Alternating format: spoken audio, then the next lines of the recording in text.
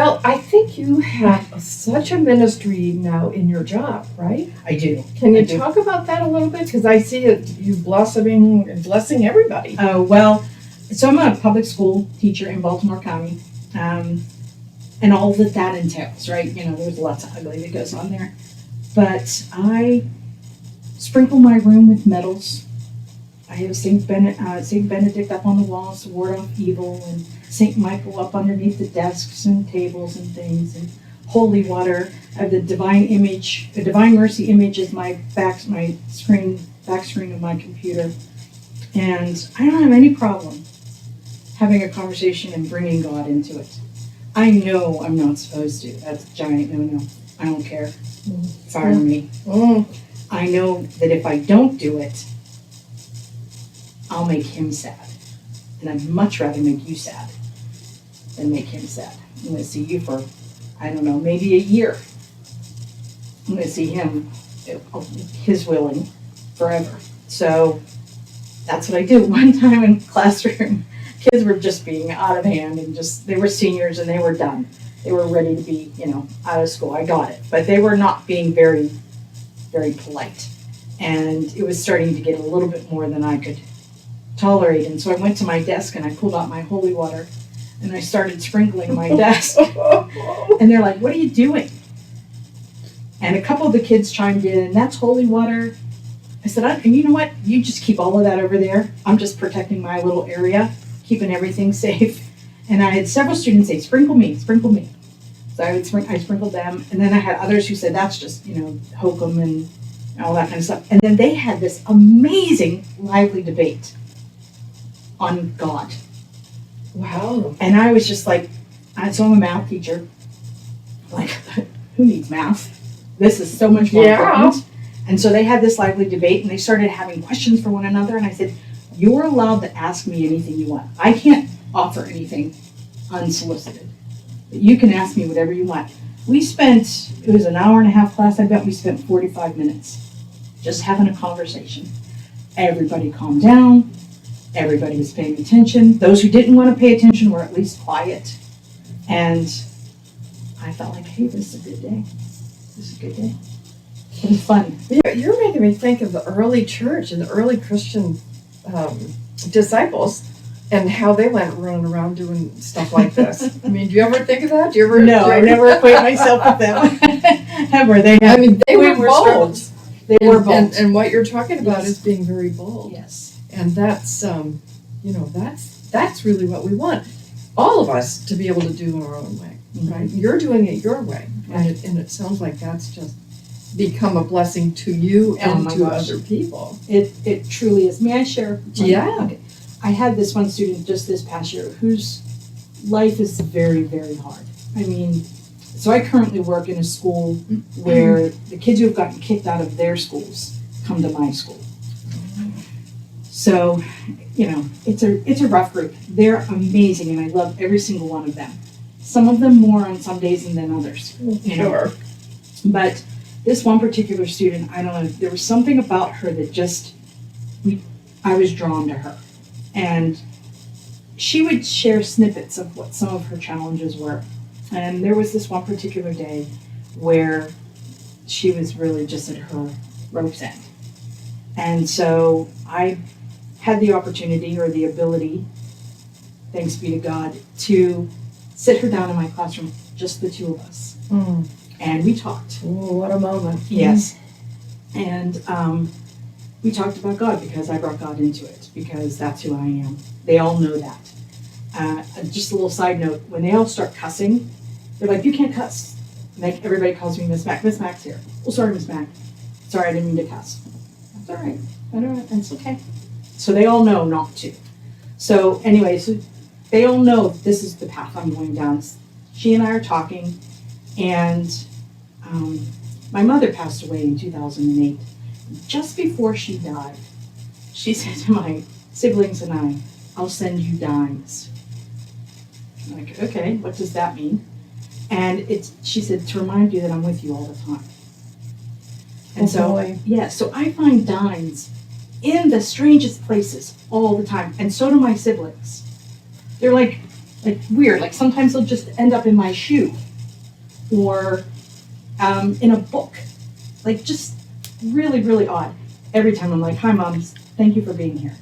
So I said to this that morning I had found a dime in a very weird place and I stuck it in my pocket. And I'm having this conversation with this young lady and I said, and I shared the story with her and I gave her the dime. She's like, no. And I said, no, my mom put this here for you. I'm certain of it. So she took it and we had more conversation and we left. And she was a little more lighthearted. She wasn't lighthearted, but less in the throes of things. We went back to our daily lives, still remained friendly and close with one another. And then she went back to her homeschool. And about 3 weeks after she was back at her homeschool, she sent me a text because I gave her my number to text me. She said, I found a dime, your mom's with me today. Wow. I know. I was just like, yes, she is. Wow. Yes, she is. Yes, she is. So. Well, what that really is your mom. And, it makes me think, why can't we, when we see a cross or when we have other symbols, realize that Jesus is with us? It's an excellent question. Yeah. It's something that we can easily take for granted, I guess is what I'm saying. Well, it becomes commonplace. Dimes are commonplace. When they're in my change, I don't think anything of them. Right. But when they appear somewhere unexpected, but I think that we have all become complacent with I know he's there. I know he's there. I mentioned earlier about stumbling and falling, which I do all the time. And I go to confession and I try to, get my absolution. What I've come to really take hold of inside myself is you can't just do things and then say, I'll just go to confession for it. Oh boy, no, we're really meddling with people now, and this is good meddling. Yeah. Go ahead. So, it's really, really important. Like, I can't steal something and say, you know what, it's not really stealing. I'll just go to confession and get absolution for it and it'll all be good. No, I know inherently that stealing is bad. It goes with not genuflecting in front of a cross or a crucifix or the host or being reverent or anything, any of those kinds of things. Or just dissing somebody and saying, you know what, I'll take care of it later. It's not really a big deal. They'll figure it out. Whatever it is, And so I've really started, I try to go to confession roughly once a month. If I can, I go a little bit more, or if I need to, I go a little bit more. Sometimes it's more often than not. And, but I started out doing that by going weekly. And I recognized that when I went weekly, I was acknowledging all of the little things that I just kept pushing aside. Mm. And so then it started to become more, I just started to become more aware, I guess is probably the best way to say it. Right. I think that's really what we're talking about, is awareness and then the respect that engenders. Yes. Right. Absolutely. And I think for me, I feel the same thing. If I let things go too long, whatever it is, right, I start taking it for granted. Yes. And, so we all need to do that. Well, I wanted to mention a word that we haven't spoken of here, but in your spiritual direction and some things you've talked about, what we're really talking about is discipleship, that we all need to be discipled. And I know that Father John is writing about it and is talking about it a lot, and I always listen to that word and go, that's such an ancient old word, disciple, right? Disciple. But we need that. And so I think the updated word may be more like mentoring, but coming alongside someone. And that's what you're doing in your teaching. Right. And I think that's what more of us need to seek out intentionally. If we're not having the relationship that we want with Jesus, why not seek it out, or just start praying? Send me a discipler. I think, or a fisher of men. Yeah. I think that added to that, I agree with you wholeheartedly. And I think added to that is not if we notice we don't have a good relationship or a strong relationship with him, but we notice we don't understand why it's even necessary. Like, I would say that up until That's I true. moved here, I didn't even know it was necessary to have that. Like, that was not on my radar at all, that it was, like, he was waiting for me to say, hey, I'm over here, let's hang out. Yeah, that's it. You said you weren't looking for it, but you needed it and you didn't know you needed it. Correct. And by not knowing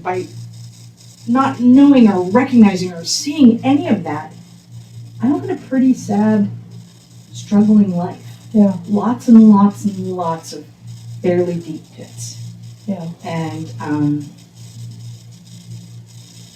I could fake it really well. So not necessarily everybody would know that I was struggling with those things. But when I got alone, Yeah. it was almost overwhelming. That's what we're talking about is, are we just doing church? Like you said early on in our conversation, I knew how to go to church. Right. But it's not about knowing how to go to church and doing things. It's the relationship Yes. and, the active relationship. The active relationship. I also think it's really important to know why you're doing it. Yeah. We had talked earlier about I wear a veil to church. Yes. I started wearing a veil in 2014, and I do it out of respect for the Blessed Mother. When I was little, nobody went to church without a hat. Women didn't go to church without hats on their heads or some kind of head covering. And I started wearing one, and what I found that did for me was it kept me present. So it wasn't comfortable. It's sometimes very hot, but it kept me like, you're here for a reason. You're here to listen, learn, receive. Mm. And that was helpful. That was helpful for my journey. Yeah. That's that awareness we were talking about. Mhm. Helping you become more aware and not Right. just sit in a pew and have a rote experience. Exactly. Also not thinking that I could cherry pick the parts of it that I wanted to participate in. Oh, that's such a good term, isn't it? Yeah. Yeah, and we're consumers. Mm-hmm. We do tend to do that. Right, yes. I like this, I don't like that, so I'm going to blow that one off. Right. Yeah. And so the Catholic Church isn't really as relevant because it doesn't agree with the way I'm thinking or the way society thinks or what's normal now. Or, as you said, it's not really modern anymore, except it really is. Like, for me, I think this is true for others, but definitely for me, what I find is that I am so much more alive and engaging, and I'm not trying to compliment myself because it's all thanks be to God. Because I'm not saying I picked this one and not this one. Because I don't like this one. And what I've been doing is like, I'm picking that one, the one I don't like. And I'm going to work myself through it till I do. Mm-hmm. Or till I understand why it's necessary. Mm-hmm. Which I think is a really big, I might not still like it, but I now understand what the point behind it is. Mm-hmm. And so now I can make sense of it. And we all do that in our lives, right? Sure. We don't understand why you have to add sugar to a sweet until you don't add it. Mm-hmm. And you think, oh my goodness, I added salt instead of sugar. All of a sudden you've made a mistake. So I want to ask you one more thing, and we probably need to wrap up. We may need to have another part to this. What role does the Bible play in your faith and your walk and your daily life? For a very long time, no role at all. And interestingly, the Bible that I used, so I went to a Catholic college, and my grandfather gave me his Bible. And I was very excited about that. And I discovered in 2021 that it's not a Catholic Bible. I'm not sure he knew that, but I used it all through college. There's notations all through it. It's all amazing, wonderful book. The pages are super thin, but it is not Catholic. So I started doing Bible in a Year podcast, which has become extremely popular and is honestly really an amazing thing because I had never actually read the New Old Testament. Mm-hmm. And that's a really amazing series of books. And so now I can reference things. And I can say, oh, well, that was Daniel. And so, like, for me, it just brings it all alive. And you were talking about discipleship earlier. Like, that makes me want to be one. Yeah. It makes me want to be a disciple because, like, they had it rough. Crappy things happened. And yet God was there because they trusted in him. And the reason I brought this up is because those stories, those people were recorded so that we would know why we need to do things. To Right. come back to what your earlier point was, we've got so much teaching in there Yes. for how to live and why we need to do this and why we need to do that, and it's not all a big should, Right. right? Right. Absolutely. I mean, And it's a interesting gift. listening to the Bible and you hear we're not doing anything new. Like we're not that clever. We're just not that clever. I mean, sin. Sin-wise, yes, sin-wise. Sin-wise. We have clever devices and things like that, but honestly, at their time and stage, they had some pretty clever devices as well. Yeah. So it was just period times. And what we do with our devices, we think, oh, this is new, and the Bible's old, and it doesn't even relate to what we're talking about, except that it's all the same. It's all the same sin. Mm-hmm. And sometimes it's more exaggerated than other times.